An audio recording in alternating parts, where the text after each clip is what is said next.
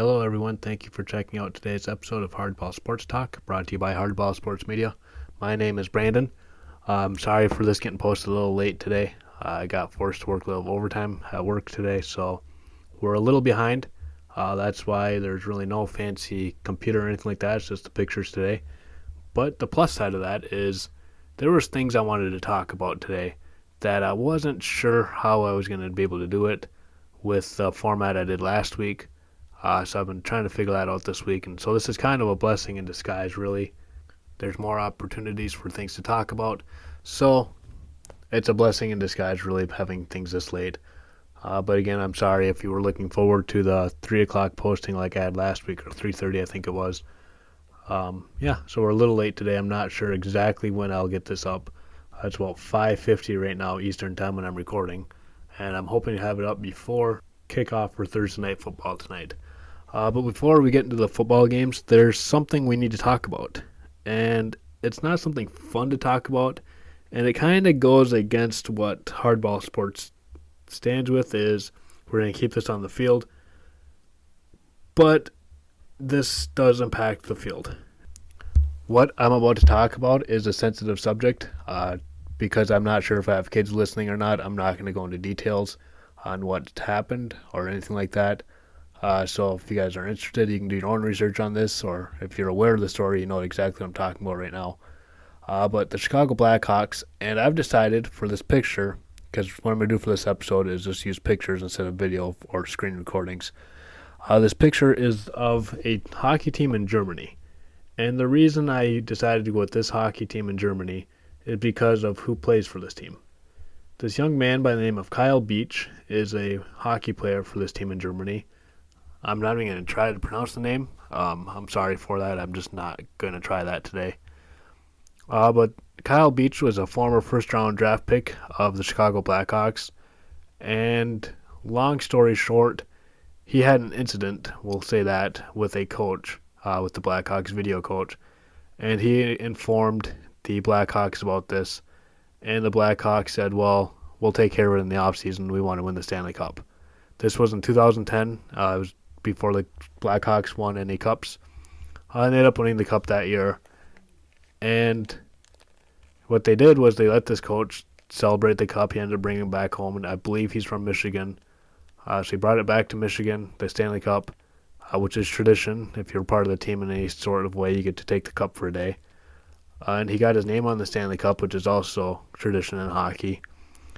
However, the Blackhawks completely butchered this. And again, if you want to know what happened, there's this thing called the internet, and I'm not going to go into details. I want to keep this family friendly. But the Blackhawks should be ashamed of themselves for how they've handled it, and they've said all the right things so far now that the story's out. But I'm in the mindset of, well, why didn't you do the right thing 10, 11 years ago when this happened? And this isn't really a cancel culture type thing, if you ask me.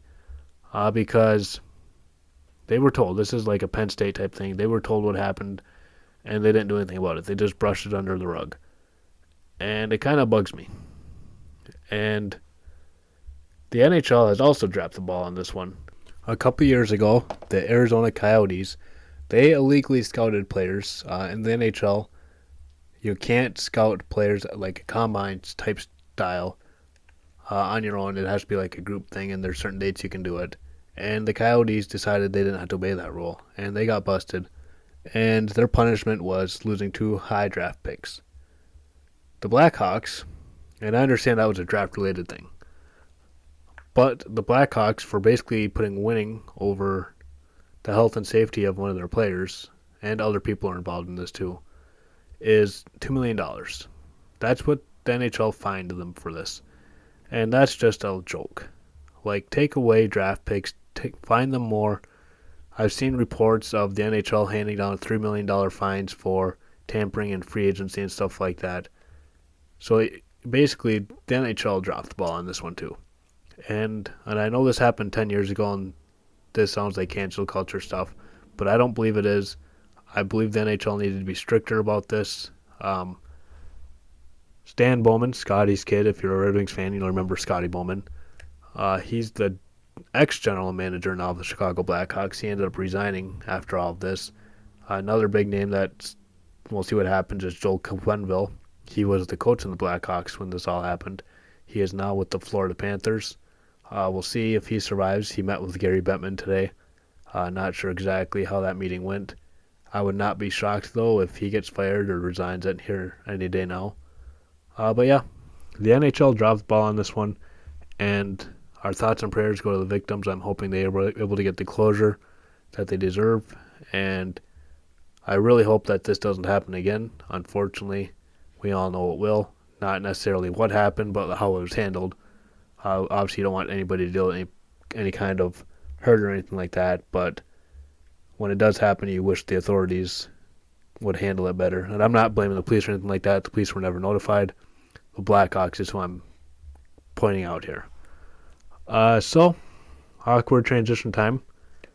But let's go to football. Look what you guys came for here today. Today, we have Thursday night football between the Packers and the Arizona Cardinals. The Packers are without their top wide receivers today, their top three, due to COVID and injuries, and also their defensive coordinator. The Cardinals, it was announced today that J.J. Watt will be out for the season, most likely, having shoulder surgery. J.J. Watt, I was talking to one of my coworkers today. J.J. Watt would be an all-time great defender. Maybe not like the top best of all time, but he'd be in the conversation for an all-time great defender if he stayed healthy in his career. He was dominant when healthy, but unfortunately his whole career he hasn't been able to stay on the field. And it's a shame. We wish him nothing but the best here at Hardball Sports. He's a heck of a football player, fun to watch. Very dominant defensive player when healthy. And football is a tough sport. I'm kind of shocked that more guys don't get hurt more often, to be honest with you. But anyways, back to the game. I have Arizona winning this one. The Packers, I think, are just too depleted. But you never know with Aaron Rodgers and company. I just think Arizona has too many weapons and Green Bay is too depleted to play with the Cardinals tonight. So I'm taking the Cardinals to win. On Sunday, we got the Carolina Panthers versus the Atlanta Falcons. Both teams are scuffling right now. I'm going to take Carolina to take that game, though. Miami at Buffalo. Miami's kind of in a mess right now. We'll talk about their situation when we get to Houston. There's some talks about a trade between those two. We'll talk about that when we get to Houston. For this game, I'm going to take Buffalo. San Fran at Chicago. This is a tough one, but I'm going to take San Francisco. I think the Bears are too inexperienced on the offensive side of balls with Justin Fields. He's too inconsistent. And I don't really trust Matt Nagy at all, so I'm going to go with the 49ers. Pittsburgh at Cleveland. I'm taking Cleveland for this one. I think that Cleveland is the better football team. Pittsburgh, I think they're dominating the AFC North is done. It's going to be Baltimore and Cleveland here for the next couple years, I firmly believe. Next, we got Philadelphia at Detroit. As you can see here, I'm picking the Lions to win their first game this year. They played with a lot of heart last week with the Rams. So I'm going to take the Lions to win this one. I'm probably going to be wrong because I'm never right with the Lions when I pick them to win. But you never know. This could be the week. Now we got the Titans at the Colts. I'm going to take the Titans. The Colts have underperformed this year so far, and Derrick Henry is a man among boys. He's beast mode 2.0, if you ask me. The Bengals at the Jets. The Bengals are playing great football right now. The Jets are not. Zach Wilson is out for the Jets. I will take the Bengals all day on this one. The Rams at Houston. The Rams all day on this one. Too many weapons. Houston's depleted everywhere. But since we're on Houston now, so there's rumors going around that Houston is talking to Miami about trading Deshaun Watson to the Dolphins, and Tua would get sent to a third team. Okay, so just like the hockey story we had a couple minutes ago, this one has layers that are not fun to talk about. Deshaun Watson's been accused of doing things that are unspeakable. If he's done them, he should go to jail. If not, well, somebody should be punished for dragging this man's name through the mud like this. But if I'm an NFL team, I'm not trading for Deshaun Watson right now. until I know what the situation is going to be. And we might not know for a while, but if I'm drafting or if I'm trading for Deshaun Watson, the Texans have said they want at least 3 first-round draft picks, and that's where the conversation starts. So if you're going to sacrifice that much of your future, you better know what you're getting. And right now, you don't know what you're getting with Deshaun Watson. If he can play, he's one of the better young quarterbacks in the game right now. No questions asked. But he can't play right now because of all the legal issues going on with him. And to me, I would not trade for him right now because, like I said, the Texans are asking a lot for him, and the talent's there. Like, he's worth that talent. But he would have been traded in the offseason if it wasn't for this legal stuff going on with him.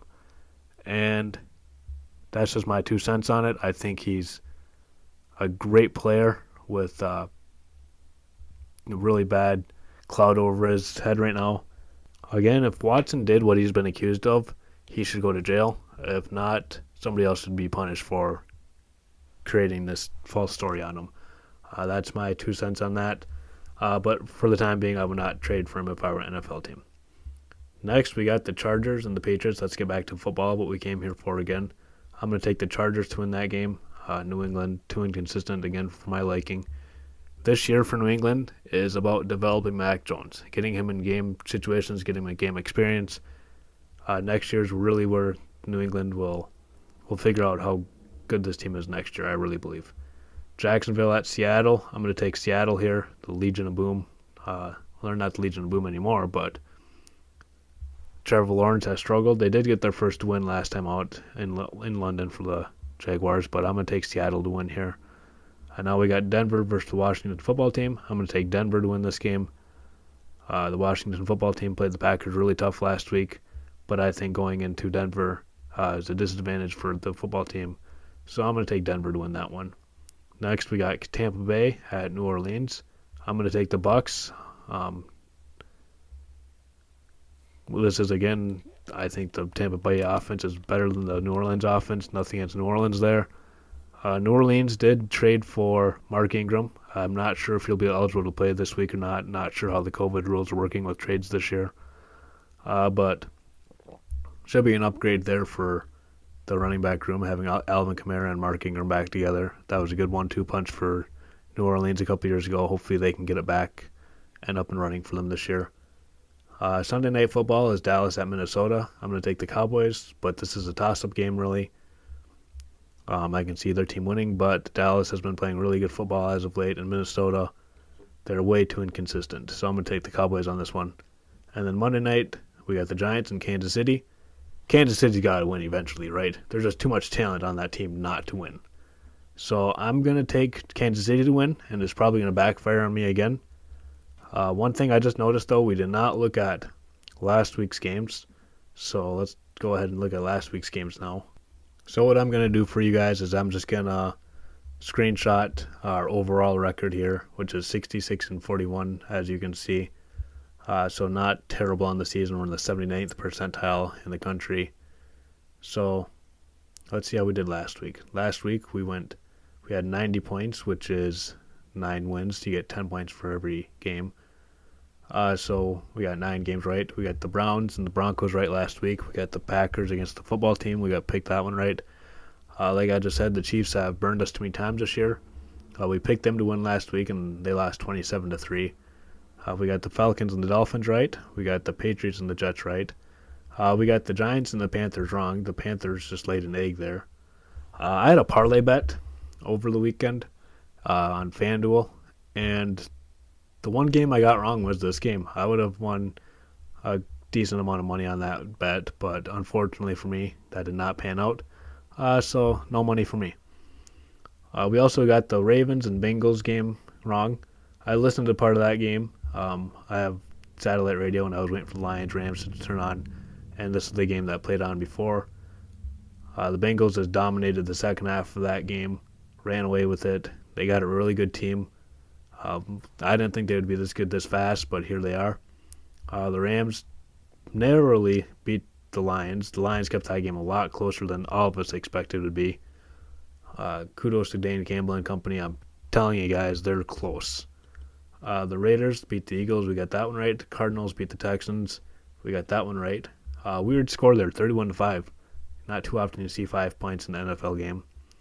A lot of lopsided games this week too. You got Tampa Bay at Chicago, Chicago at Tampa Bay. Tampa Bay won that one 38-3. We got that one right. And then we got Indianapolis and San Fran. We picked San Fran, Indianapolis, and I'm going to that one. But I'm pretty sure last week I said that was a toss-up game, so you got to give me some credit here. And then the Saints on Monday night were able to hold off the Seahawks 13-10. So last week we had 9 games right. This week, let's see how we do. For the bye week this week, it's pretty quiet. We got the Ravens and the Raiders this week on the bye week. Try saying that one 10 times fast. Raiders, Ravens. So it should be a good week of football here. Hopefully the games are closer than they were last week. There's some interesting matchups we got. So we'll see how things go this week in the NFL. I hope you guys enjoyed this week of the NFL action. If you're interested in either the Detroit Tigers, Detroit Lions, Detroit Pistons, Northern Michigan University Wildcat Hockey, or the Detroit Red Wings, we have shows for Hardball Sports Talk on the podcast side of things for all those teams. Be sure to look us up on Spotify and Apple Podcasts, and like us on Instagram and Facebook. Links for that are in the description. And be sure to subscribe, like, follow, and share this video, please, everyone. It'd mean a lot to me if you guys all shared everything and help this grow.